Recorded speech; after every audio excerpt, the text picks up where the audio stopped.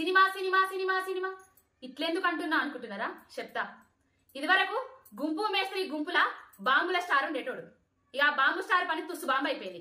ఇక ఇప్పుడు కొత్తగా సినిమా స్టార్ బయటికి వచ్చిండు మంత్రి పదవి కోసం. అయితే కొత్త సంవత్సరం గోలేనట ఆయనే హరీష్ అన్నకును రామన్నకు కొత్త సినిమా చూపెట్టబోతాడట. అయ్యా బీర్లా బార్లా బోర్లా ఏం సినిమా చూపిస్తావయ్యా? బాలయ్య చూపిస్తావా, లేకపోతే వెంకటేష్ చూపిస్తావా, లేకపోతే చిరంజీవి చూపిస్తావా, రామ్ చరణ్ చూపిస్తావా?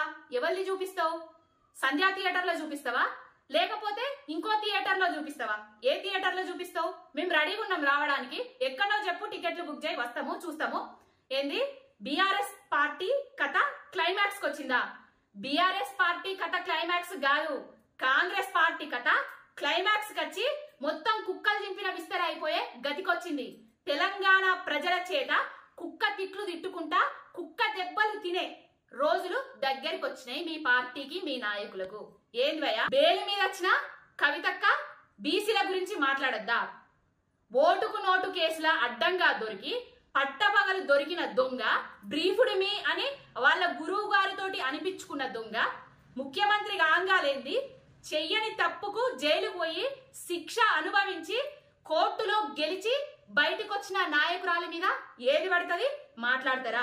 ఏం అధికారంతో అహంకారం ఎక్కువై కొవ్వెక్కి మాట్లాడుతున్నారా?